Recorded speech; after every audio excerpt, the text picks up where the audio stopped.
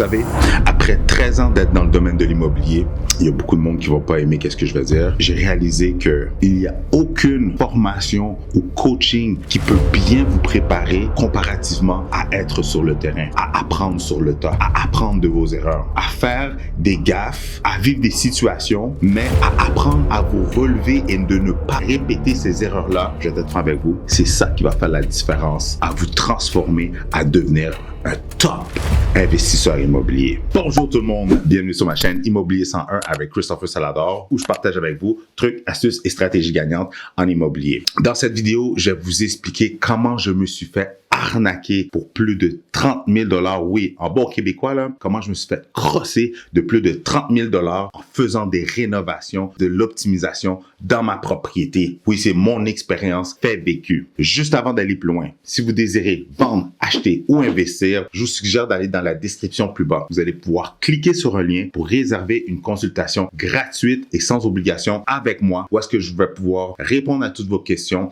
On va pouvoir regarder votre projet ensemble, mais surtout, on va pouvoir élaborer un plan d'action pour vous permettre, encore une fois, de vendre, acheter ou investir. Alors, sans plus tarder maintenant, rentrons dans le vif du sujet dans un instant.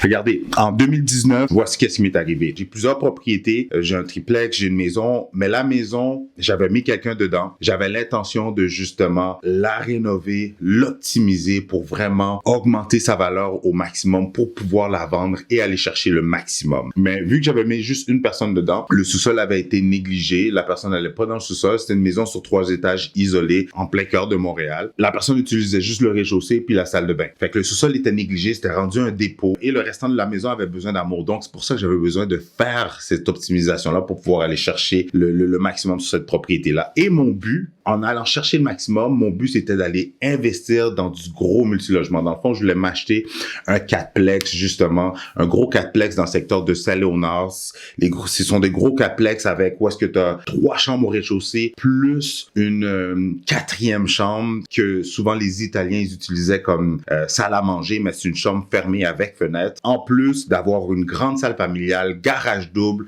2 4,5 ou 2 5,5 en haut, plus un 3,5 ou un 4,5 en bas. Mais ces plex-là se vendaient plutôt dans les alentours de 900, 1 million, 1,1 million. Ben regardez, juste avant d'aller plus loin, je vais vous expliquer. La vidéo, je vais vous l'expliquer de cette façon-là. Je vais vous résumer l'histoire de qu'est-ce qui s'est passé, les erreurs que j'ai faites. Et à la fin de la vidéo, je vais vous spécifier chacune des erreurs. OK? Fait que dans le fond, je vais vous résumer l'histoire. J'ai un ami, je décide de faire les travaux. La personne que j'ai choisie, c'est une personne que j'avais déjà travaillé avec. C'est un ancien client qui m'avait été référé. Cette personne-là a fait plusieurs flips. Où est-ce que je l'ai aidé avec la mise en marché et en vendant sa propriété pour lui permettre d'aller chercher le maximum avec la vente de sa propriété, puis il a fait de l'argent. Entre-temps, qu'est-ce qui était le cool, c'est que en le représentant en tant que vendeur, ben j'avais le temps, je faisais le tour de ses propriétés, je lui donnais des conseils et je voyais comment que ses propriétés avaient été bien rénovées, comment que la personne travaillait bien. Donc, c'est ça qui m'a mis en confiance avec cette personne-là, que je me suis dit, c'est quoi? La journée que je vais vendre, vu qu'il m'a encouragé, ben je vais l'encourager aussi. Fait que j'ai fait affaire avec cette personne-là.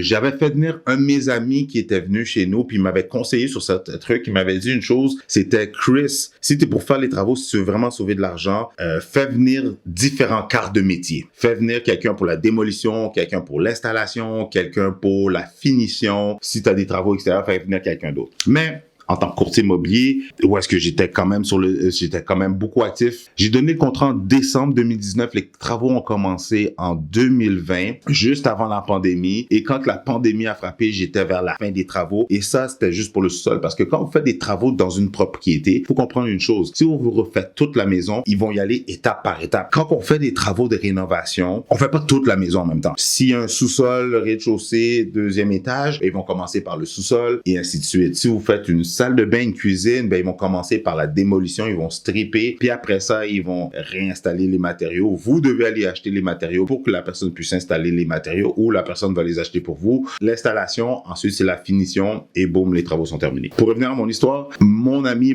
était venu, c'est un ami qui a fait plusieurs flips que lui aussi je l'avais aidé. Fait que pour les rénovations, évidemment, je suis allé demander des conseils parce que je suis courtier immobilier, je suis pas un expert en rénovation. C'est la première fois que je fais des rénovations d'aussi grande envergure dans une propriété. Donc, je le fais venir, il me conseille de faire venir différents quarts de métier, il me donne ses avis, etc., qu'est-ce ses conseils, parfait. Mais malheureusement, en tant que courtier immobilier, en début d'année, c'est une période quand même assez importante parce que c'est là qu'on doit faire partir la machine. Donc, j'ai pris pour acquis que tu sais quoi, je vais travailler et vu que cette personne-là, le contracteur que j'avais choisi, j'avais déjà vu à l'œuvre et que je le faisais confiance, donc je l'ai laissé aller. J'ai pas écouté mon ami, j'ai pas fait venir différents quarts de métier, j'ai donné tout le contrat à une seule personne. Là, les travaux ont commencé, je me suis dit, tu sais, on se fait toujours dire qu'il faut surveiller qu'est-ce que la personne fait. Fait que moi, la façon de surveiller que j'ai trouvé qui était la plus efficace selon ma réalité, c'est que quand je revenais en fin de journée où est-ce que lui, la personne était déjà partie, ben j'avais ma mère qui m'aidait, qui venait vérifier, superviser les travaux dans la journée, mais ma mère a pas vraiment d'expérience, fait qu'elle était juste là pour être là, puis regarder, puis m'appeler pour quand il y avait des problèmes ou me faire les suivis de messages du contracteur. Quand j'arrivais le soir, j'allais regarder qu'est-ce qu'il faisait, j'allais regarder l'avancement des travaux, puis ça avançait sensiblement bien. À un certain moment donné, justement, la démolition se fait à plusieurs reprises, à différentes reprises, il m'appelle pour m'annoncer des mauvaises nouvelles, comme une des mauvaises nouvelles. En passant, je vous une parenthèse, vous savez que quand vous allez ouvrir des murs, il va toujours avoir entre 5 à 15% d'imprévus. Plus la maison va être vieille, plus dites-vous qu'il va avoir des imprévus. Il m'appelle la première fois pour m'annoncer que dans la maison, il y avait 3 fissures et que l'eau coulait, que j'en étais aucunement au courant. À un certain moment donné, on devait faire passer une caméra pour s'assurer que l'eau coulait bien, puis en fin de compte, ben, c'était de l'argent en extra. Il y avait le panneau électrique qui était pas inclus, fait qu'il fallait rajouter ça en extra. Quand on a ouvert les murs dans le sous-sol, on s'est aperçu qu'il manquait de la laine isolante. Ça aussi, c'était de l'extra. C'est juste pour vous montrer que quand vous allez faire des rénovations, attendez-vous à ce que la facture monte. Attendez-vous à faire face à des surprises. Les travaux avancent bien, mais à un certain moment donné, je me rends compte que la démolition est faite, puis là, il commence tranquillement à faire l'installation. Là, à un moment donné, je lui dis, ah, tu sais, il faudrait-tu que j'aille magasiner les matériaux? Faudrait-tu que j'aille t'acheter? Il m'a dit, non, t'inquiète, I got this, je vais te faire signe quand ça va être le bon moment. La seule chose qu'il m'avait montré, c'est que lorsqu'il était rendu au revêtement plancher, il m'avait amené des samples, il m'avait montré des exemples de plancher où est-ce que j'ai choisi le type de plancher que je voulais installer. Mais c'était la seule chose. Puis j'avais dit un petit peu le look de céramique. Dans le fond, dans le sous-sol, j'avais une grande salle familiale et il y avait une salle de bain. Je voulais justement agrandir la salle familiale. Il y avait une salle mécanique parce qu'il y avait une fournaise, un réservoir d'huile. Dans le fond, je voulais enlever le réservoir d'huile, je voulais enlever la fournaise je trouvais que c'était de l'espace perdu. Je voulais justement maximiser cet espace-là pour faire un beau gros sous-sol ou avoir la possibilité de faire une chambre pour le futur acheteur.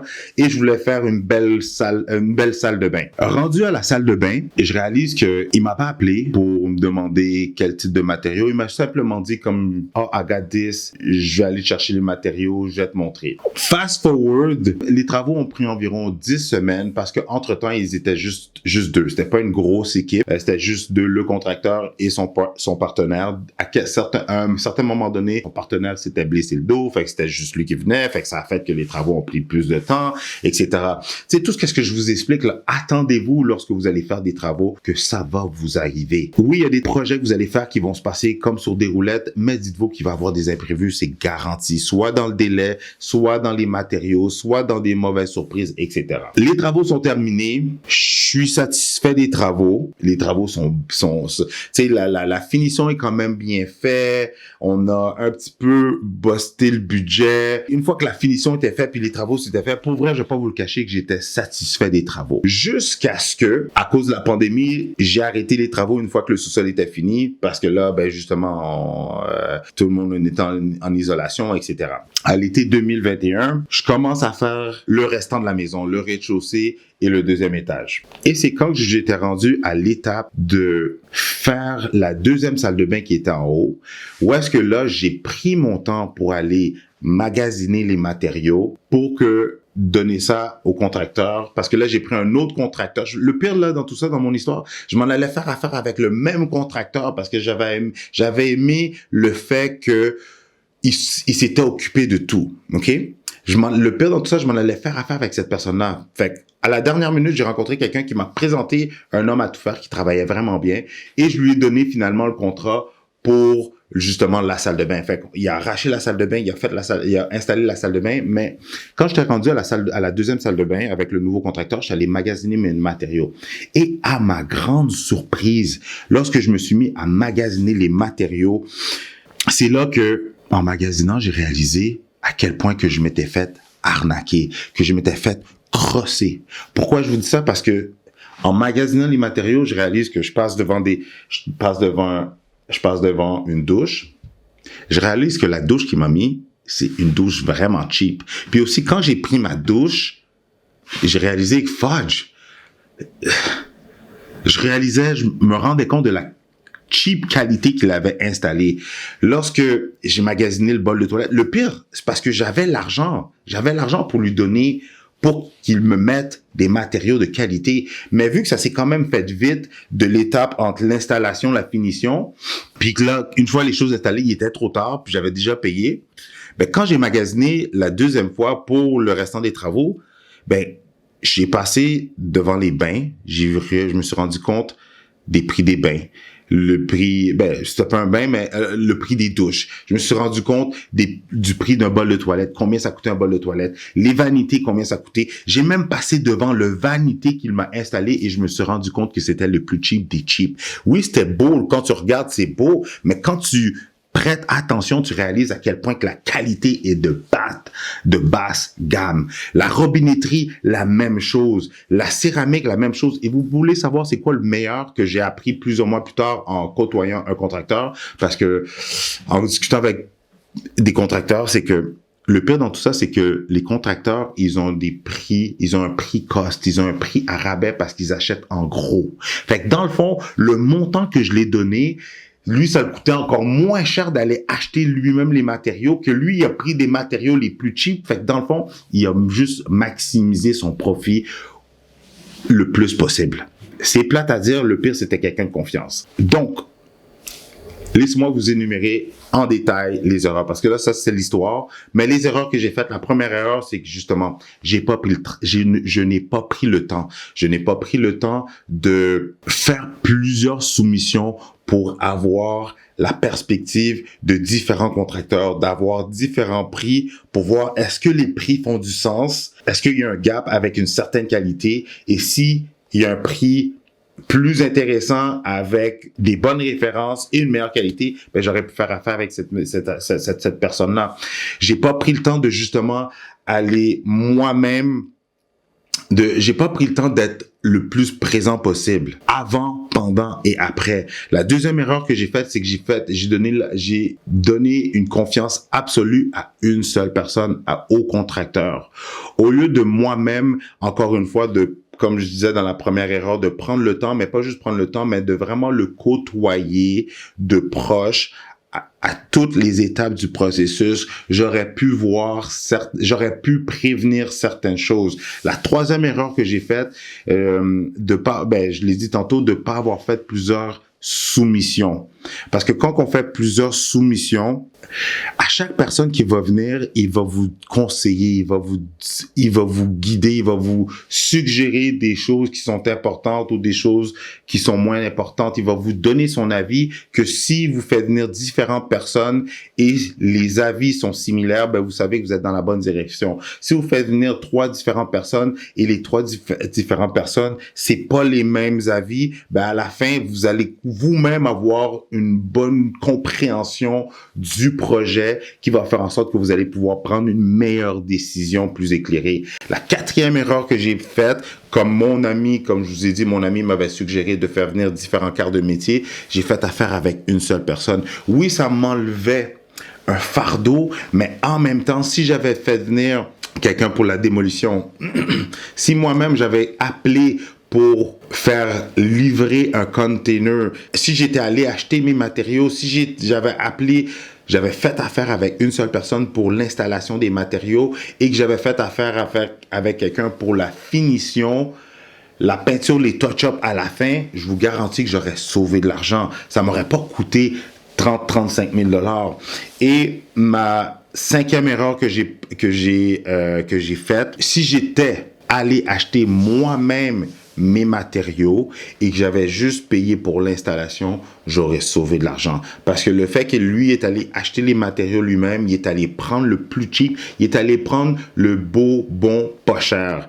Qu'est-ce qui donnait un bon look, mais qui coûtait le moins cher, et avec son rabais, ben, ça coûtait encore moins cher. Dans le fond, il a vraiment, encore une fois, maximisé son profit. Donc, en résumé, les erreurs, j'ai pas pris le temps, j'ai donné la confiance absolue j'ai donné la confiance absolue au contracteur. Je n'ai pas fait plusieurs soumissions. J'ai fait affaire avec une seule personne. Encore une fois, j'ai donné le contrat à une seule personne pour la job au complet, et je n'ai pas magasiné mes matériaux. J'ai laissé la personne faire ça, et c'est comme ça que je me suis fait arnaquer de 35 000 dollars. En regardant ça en arrière, oui, je pourrais m'apitoyer sur mon sort, me dire « Ah, les contracteurs, c'est tous des crosseurs, blablabla. » Non, vraiment pas. Ils ne sont pas tous comme ça. Au contraire, j'ai donné le restant des travaux que j'ai fait, le rez-de-chaussée et le deuxième étage. J'ai fait affaire avec des bonnes personnes qui étaient intègres, qui ont fait une bonne job. Mais même là, j'ai fait d'autres petites erreurs. Une erreur que je peux vous partager, c'est que dans la construction, ils ne sont pas là pour penser. Si vous ne pensez pas pour eux autres, ils vont y aller avec qu'est-ce qui est le plus simple, le plus facile, le plus rapide pour eux autres. Rappelez-vous de ça. Mais regardez, si vous êtes resté jusque-là, je vous le dis tout de suite, écoutez la deuxième partie. Je vais faire une deuxième partie où est-ce que je vais expliquer qu'est-ce que j'ai appris de mon expérience. OK? Qu'est-ce que j'ai appris en faisant des travaux, en complétant les travaux de ma maison. Mais, sincèrement, je vais être franc avec vous, c'est drôle à dire, hein, mais le fait de m'être fait crosser, arnaquer de plus de 30 000 dollars, c'était la meilleure chose qui pouvait pas m'arriver. Pourquoi? Parce que c'était la meilleure école. C'était la meilleure façon pour moi d'apprendre, de devenir le top investisseur, le courtier immobilier. Même maintenant, je peux mieux conseiller et guider mes clients lorsqu'ils font des travaux d'optimisation ou de rénovation, puis tout ça. Et juste en parenthèse, juste avant d'aller plus loin, j'offre maintenant, grâce à cette expérience, j'offre maintenant des services d'optimisation et de conseils en rénovation. Donc, si vous achetez un immeuble, une propriété avec moi, lorsqu'on a finalisé la transaction, je vous offre de revenir sur place et de vous conseiller et de vous guider sur les travaux, mes recommandations, quoi faire, quoi optimiser, quoi ne pas faire pour vraiment maximiser l'optimisation, que ça vous coûte le moins cher, mais que vous allez avoir le meilleur retour sur votre argent. Ça, c'est qu'est-ce que j'offre gratuitement pour mes clients. Et si vous n'êtes pas mes clients, vous pouvez me contacter justement. Allez cliquer dans le lien plus bas. Je vais vous offrir ce service-là moyennant un frais pour mon temps, mon déplacement et mon expertise. Mais tout ça pour dire que j'offre en plus ce service-là à tout le monde. Mes anciens clients et même les clients qui n'ont pas fait affaire avec moi. Vous avez acheté une propriété, vous avez besoin de conseils sur comment l'optimiser, maximiser justement les revenus, le potentiel de la propriété. Contactez-moi, je vais vous offrir ce service-là. Alors, si vous désirez en savoir plus, avoir de meilleures stratégies gagnantes dans l'immobilier, je vous suggère de regarder une de ces deux vidéos-là.